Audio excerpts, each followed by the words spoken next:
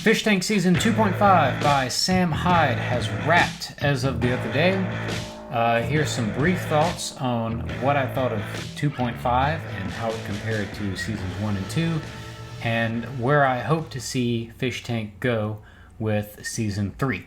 Fishtank is the internet reality show created by Sam Hyde and Jet Neptune that's sort of in the same vein as Big Brother, but edgier and without as much production involvement, I guess you could say. Season 2.5 just wrapped the other day. Season 1 was in June and July of 2023, and then Season 2 was in December and January of 2023-2024, and now 2.5 was these past 2 weeks. 2.5 represented a moderate diversion from the format that we've seen in Season 1 and 2. Season 1 and 2 saw contestants being placed into a house, with each room of the house having a camera situated usually in the corner of the room that live streamed to the fishtank.live website. And contestants would have to survive for, I think it was something like 40 days. There would be semi-daily challenges that they would have to do, and they would have to contend with text-to-speech from subscribers on fishtank.live of varying degrees of unhingedness. As contestants would get eliminated or they'd leave, eventually you would theoretically have a last man standing, and then they would receive the prize money. Seasons 1 and 2 were broadly similar.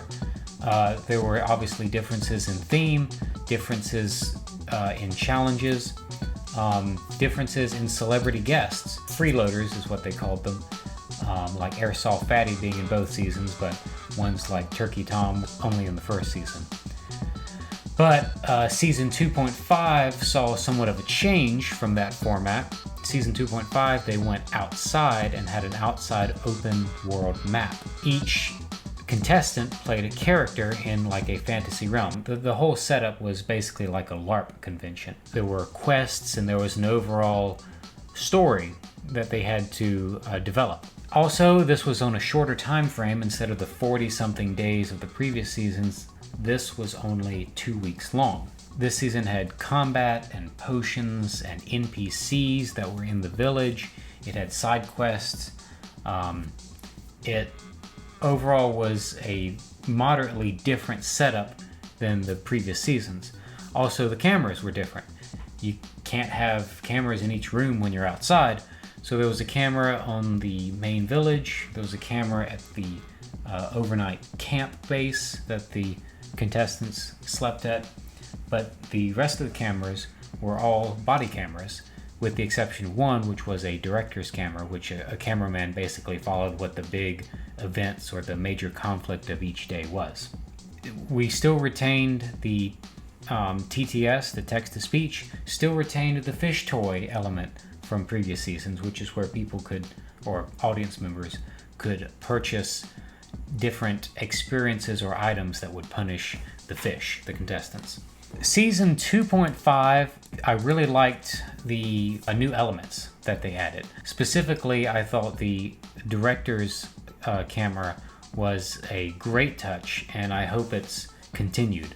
It allows casual watchers to much more easily track what's going on in the series, and it also allows for better audio, because the room cameras always echoed terribly, had terrible audio quality, and even the cameras outside at the village and at the camp area, audio was not great, but the director's audio was pretty good. And then the body cameras, they had pretty good audio too, just being closer to the action. So those were nice. I think Season 2.5 did a lot right. The format of it being an RPG basically meant that there were more meaningful setups for conflict and drama. There were more specs that content could crystallize around, if that makes sense. I think 2.5 still suffered though from some of the problems of season 1 and 2. Season 1 and 2 suffered from an issue where when you were about a week and a half, 2 weeks into the season, it kind of felt like the experience frayed a bit. It felt like the challenges became a bit less thought out. The story arcs became a bit less cohesive. Several people felt a bit less invested, both on the part of contestants and on staff. I think season 2.5 also suffered from that, although maybe for different reasons. From what I could tell in my research, several of the NPCs, in fact a lot of them, apparently got sick getting near the end of the season for 2.5. And so the staff that's needed for the finale of 2.5 just weren't there. And so that led to 2.5 feeling a bit frayed the last couple of days, and then the ending, personally, I felt was fairly anticlimactic. Good content, but still not what it could have been. It didn't live up to its potential. 2.5 also gave us a better look at some of the contestants from 1 and 2. For 2.5, they did not bring in new contestants. They just brought in some of the stars from season 1 and season 2. So in one sense, it was cool to see, that worlds collide element. But on the other hand, it was kind of sad to see some of the characters again in greater detail, because take Jimmy, for example. Season 2, he was like kind of scary. He was an intense individual. Season 2.5, for a good week, he seemed like he had matured and had leveled out a good bit. I don't know what happened, but he unraveled pretty badly the last couple of days, and he became just like he was in season 2, just a very intense, scary individual to spend time around when he gets worked up. It was also unfortunate to see John's attitude between season 1 and 2.5.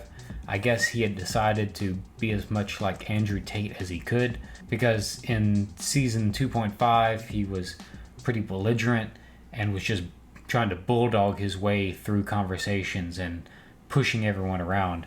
It's like I heard one commentator say that he had the attitude of someone who did 5x5 strong lifts for 6 months, and now he was going to show everyone his machismo level. So where does that leave us on season 3? Assuming it happens, which I have no doubt it will, there's still a very healthy hunger in the audience to see more Fishtank content. Season 3, I want to see Jet and Sam improve upon the concept and fix some of the issues that you saw in season 1 and 2. For example, I hope they have better audio quality in the room cameras. I want to see the fraying of the plot or story arc. I want to see that not happen as early, if it's going to happen. I mean, I understand things go sideways and staff members get sick. I understand not everything goes to plan. I hope that doesn't happen with season 3. I hope they continue with the director's cam. That was a great addition to 2.5. It doesn't even have to be 24/7 like the room cameras. It could be, during certain periods of the day. I think that'd be great. I think more outside content could be good, whether it's a yard at the fish tank or whether they temporarily transport them to an outside area or something. I don't know if that's a stupid idea or not, but I thought the outside concept has merit to it. Maybe they'll want to run a different series parallel to Fishtank that embraces the more RPG elements. Maybe this was a one-off, I don't know, but I think there's more room to explore in outside environments. So I hope that's not completely abandoned. And some more player control in the plotline. I liked that the different quests and the different plots, there was some player control in which route they went down and what was explored and what was left open. Incorporating some element of choose your own adventure into season 3, I think would be a great touch. And would feed into that cycle of contestant and audience participation and synergy and feedback loop. All that would be great. I mean, that's basically my 10,000 foot view of my thoughts on Fishtank 2.5, how it compared to previous seasons, how I hope it shapes future seasons. Let me know down in the comments what you thought of 2.5 and what it did good, what it did bad. As always, like, comment, and subscribe for more content from this channel, and I will see you in the next video.